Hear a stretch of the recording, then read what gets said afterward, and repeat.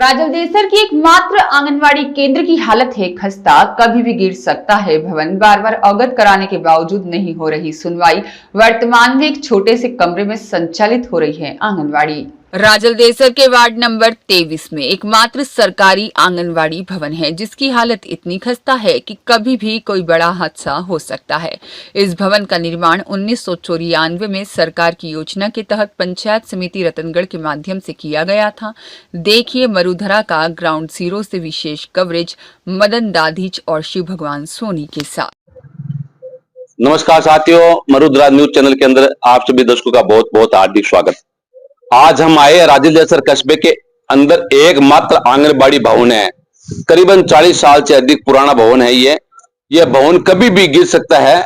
यहाँ पर बड़ा हादसा भी हो सकता है, लेकिन जो भवन चलाने वाली अपने संचालिका है कमला जी प्रजापत, इन्होंने बच्चों को कोई खतरा ना हो इसको ध्यान में रखते हुए एक पास के ही घर है भोजराजी बारूपाड़ का, उनके निवास स्थान पर वो बच्चों को शिफ्ट करके वहां पर उनको आंगनबाड़ी की जो भी गतिविधियां होती है वो संचालित की जाती है।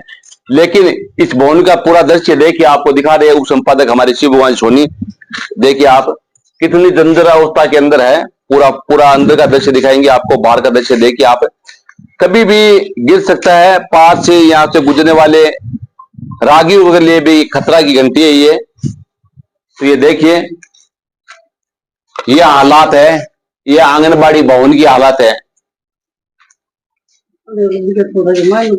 ये अंबेडकर भवन है जो पुराना भवन बना हुआ है, उसके पास में है, उसकी जमीन में। पूरा दृश्य देखिए, आपको दिखा रहे शिव भगवान जी सोनी। आपको देखिए बहुत ही खतरे की घंटी बनी हुई है। और इसी भवन के अंदर पूरे राजलदेसर ब्लॉक की मीटिंग यहीं पर होती थी, लेकिन भवन की स्थिति को देखते हुए अब मीटिंग यहाँ पर नहीं हो सकती। मीटिंग की परेशानी हो रही है बहुत, और इनको भी परेशानी बहुत होती है।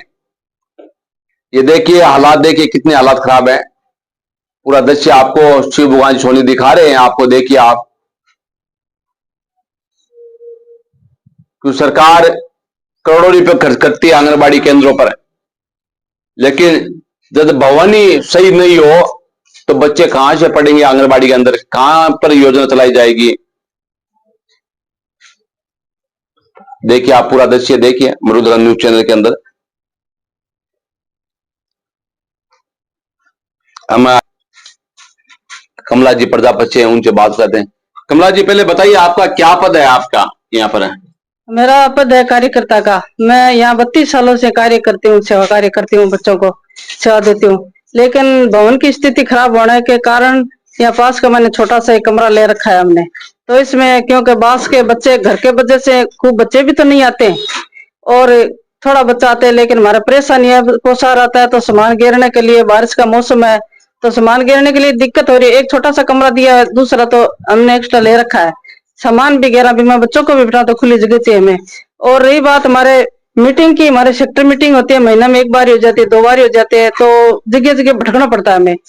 कभी कहीं कभी कहीं कभी कहीं, दूर दूर बाहर गांव की देहात की महिला आते, उसको भी दिक्कत होती है जाने का मायने, मीटिंग का मायने। हमारा सब बड़ी परेशानी बच्चा की और मीटिंग की है। जो भवन को निर्माण हो जाए जल्दी से जल्दी तो धन्यवाद आपको। बिल्कुल कमला जी सही कहा, दिव्यांग महिला है, आंगनबाड़ी चलाती है। ये पूरी बताएगी ये कब बना भवन है, इसका शिलालेख भी लगा हुआ है। कब बना था? 94 में, मैं 92 93 में लगी और 4-5 साल तो हरिजनों के बस्ती के मायने किराए पर चला और फिर ये भवन बन गया था, यहाँ शिफ्ट हो गए। किसने बनाया था ये भवन? ये पंचायत से बना हुआ, रतनगढ़ पंचायत समिति से बना हुआ। तो ये देखिए रतनगढ़ पंचायत समिति की कोई भी सरकार की योजना आती है उसके माध्यम से बना हुआ था। 1994 के अंदर अंकित है पत्र के ऊपर। तो इस भवन की हालत देखिए कितनी जर्जर अवस्था के अंदर है। यहाँ पर मोहल्ले के लोग भी इकट्ठे हो रखे हैं, उनका भी लगातार हम पहले भी प्रकाशित कर चुके हैं समाचार पत्रों में, न्यूज चैनल के माध्यम से, लेकिन किसी तरह की कोई सुनवाई नहीं हुई है। अगर यह भवन गिरता है तो आसपास के जो लोग रहते हैं उनको भी काफी नुकसान उठाना पड़ रहा है। तो हमारे साथ के अंदर इसी मोहल्ले के हमारे, क्या नाम भाई साहब आपका? मेरा माँ। क्या कहना है इस भवन के अंदर, कितना साल पुराना है ये? ये भवन तो देख लो आपके सामने है जी, इधर ये 94 95 का बना हुआ है। और पंचायत समिति का बना हुआ है। उस टाइम कोई योजना आई थी, उसके बाद में कोई इसकी देख रेख नहीं है। अब देख लो जर्जर कैसे होया पड़ा है, और हो सके बच्चों का नुकसान ही है जी। छोटे छोटे बच्चे रहते हैं, बेचारे आते हैं, परेशानी है बेचारी बहन जी को और मोहल्ले वालों को, सबको परेशानी है। तो आप इसकी कोई तो कोई सुविधा निकालें। बिल्कुल, ये एकमात्र सरकारी भवन है, इसकी हालत देखिए पूरी, आप कितनी दयनीय स्थिति है।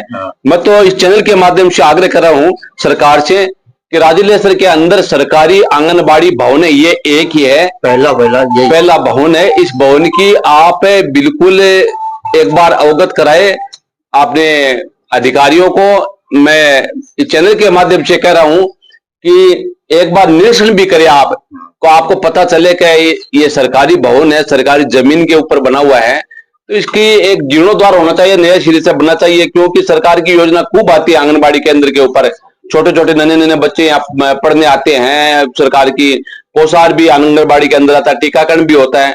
परंतु जब एक भवन अच्छा होगा तो बिल्कुल भी एक सरकार की योजना जो चलती है, उनका आंगनबाड़ी केंद्र की जो भी सहायिका आशा सहयोगिनी है, वो बिल्कुल उस योजना को फॉलो करेगी, सरकार को भी फायदा होगा, आम पब्लिक को भी फायदा होगा।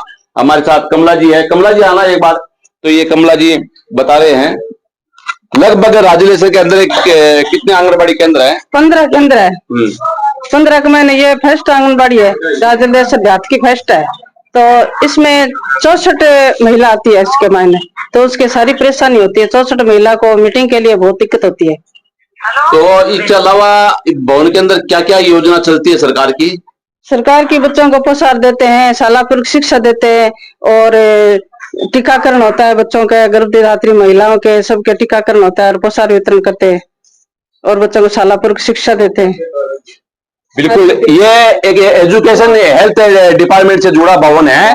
जो भी सरकार की योजना आती है, इनके माध्यम से ही सरकार की योजना फॉलो की जाती है।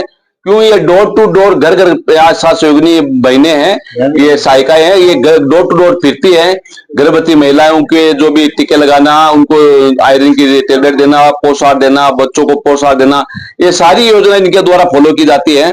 मैं एक बार इस चैनल के माध्यम से आग्रह कर रहा हूं कि आप इस भवन का जीर्णोद्धार कराएं, ताकि कभी भी बड़ा हादसा होने से बच सकता है। वर्तमान में बच्चों के भविष्य को देखते हुए कमला जी प्रजापत है यहाँ के आशा सहयोगिनी, तो उन्होंने एक नदी के मकान में बच्चों को शिफ्ट कर रखा है। वहीं पे उनकी यहाँ वहीं पर यही हालत है, इनके बैठने के लिए कुर्सी भी नहीं है। कुछ दानदाताओं ने पहले यहाँ पर चेयर उपलब्ध करवाई थी।